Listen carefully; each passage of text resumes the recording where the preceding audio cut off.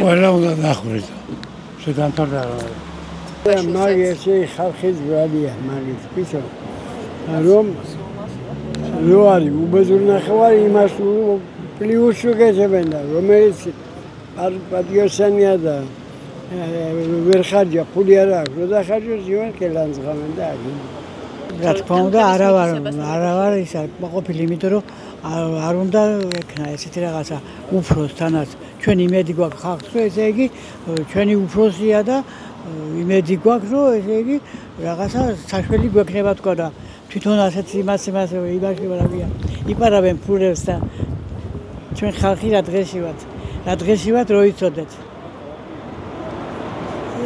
საჭმელის ფული არა გვაქვს უბრალოდ ქვეყანა არ გამოსწორდება ასე ადვილად ჩემო ვინც არ უნდა დავსვათ იქ ყველა ისე მოიქცა ყველა მოიპარავს კი სულ ყველა აბა იმ რატო იკლავენ თავს ხალხის არავინ არ იკლავს თავს არა და არ შეიძლება მაგენ სახა ბევრს როგორ თქვა განათლება აკლიათ განათლება სინამდვილეში ერთის ზღაპარიც რო ქონდეთ საკითხული ასე არც ერთი არ მოიქცა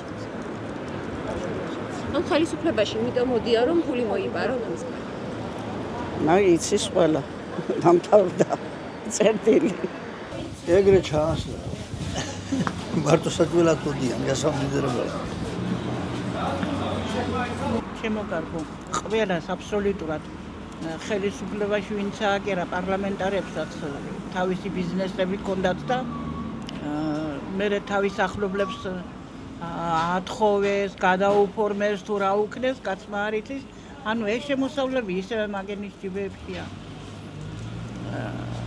მერე ინფრასტრუქტურის სამინისტროში კი ხედავთ რა სიტუაციაა, ყველაზე დიდი ფული მანტრიელებს და ყველაზე ადვილი მოსატეხი. გაწერენ რაღაცას, გაკეთდება 10 ლარის, ჯიბეში მიდის 100 ლარი. ანუ ასეთი რაღაცები ხდება, სტალინის დროს ვერ ხდებოდა. ერთადერთი ნორმალური მმართველი იყო სტალინი. მიუხედავად იმისა, რომ თქვენ დიქტატორს ეძახით მას, დიქტატურა თურმე საჭიროა ქვეყანა რომ გამართო წელს. რას ფიქრობ და დასაჭერი უნდა დაიჭირო. თუ კი აქ დარღვევა კორუფციას აქ ადგილი დასაჭერი უნდა დაიჭირო რა თქმა უნდა. ახლა რატო ადრე არ გააკეთენ ეს? ამიტომ არ გააკეთენ. არ იყო სახელმწიფო ჩამოყალიბებული, არ იყო ძლიერად. დღეს მოძლიერდნენ და აკეთებენ იმას, რაც საჭიროა. თქვა ივანიშვილმა რომ კორუფციის წინააღმდეგ იქნები დაუნდობელიო და აკეთებს იმას, რასაც ძმაც რო იყოს, მაგის დაიჭირავს იმასაც. თუ კი კორუფციაში არის მონაწილე. ღარიბაშვილი ორი ვადით იყო პრემიერ-მინისტრი. კი ბატონო, ორი ვადით რო იყო, თავიდანვე პირველ ვადაზე როცა იყო, მაგას გაუწიდნენ რა ერისთვის, იცი? ქონდა დარღვევები და არ დაიჭირენ და გაუშვენ. მერე საჭირო შეიქნეს პიროვნება. სხვათა შორის ენერგიული არის, საქმის გამკეთებელი არის, მაგრამ კორუმპირებულია. მისმა სიმამრმა ამბობენ რამდენიმე მილიონები მიითვისა და რა ვიცი. როგორ ვაფასებდა? იმათ მოწეწებით დაყავთ იქით-აქით. და გაჭირებული ბავშვები რაღაცას თხოვნობენ, დალეწეს და გაანადგურეს და იმაში ციხეში შეყარეს. ამდენი მილიონი წაიღო შეოჯახაშინებული და გარეთ რატო ყავთ? ესა მთავარი. მაგრამ ვინ? რა ვიცი. საერთოდ ხმა არ ამიღო ჯობი. რა იტყვი და რა ვინ გაიგონებს ვინმე? შეჭამეს ქვეყანა, რა უნდა ვიფიქრო, როგორი ეკადრებათ, ახლა 6 მილიონი როგორ სახში დააწყობ, მე რაზეა ლაპარაკი ასო. არ გამოვა ეს. არ გამოვა ეს. რა ვიცი, ხალხმა ვერ ისწავლა ჭკუა და ამდენ ფულს წაიღებ და ხალხს პენსიას გააჩერებ 50 ლარა და არ გამოვა ეს ხური.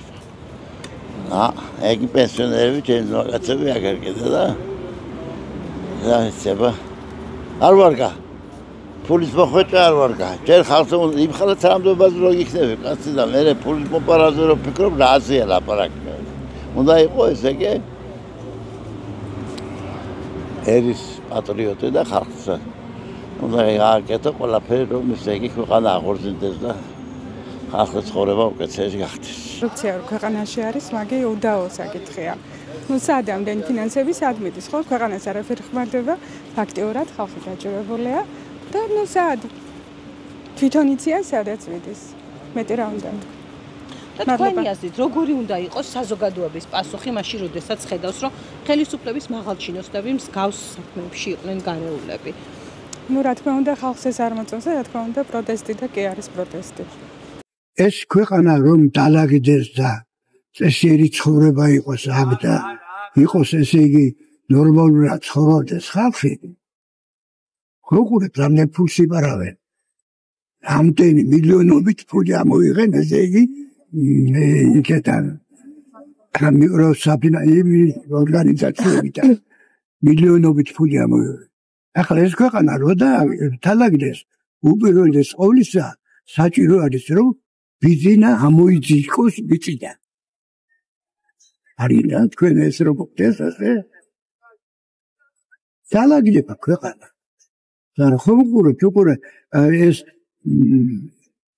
ეს ყაჩაღები ბიზნეს ხალხს ხელში ასე დაჭერენ. ყველას აქურდებენ, მერე დაიჭერენ, მერე ფულს მოატანიებს ბიზნა და ეს ქვეყანა უკვე 13 წელიწადია ბიზნეს კლანჭებში.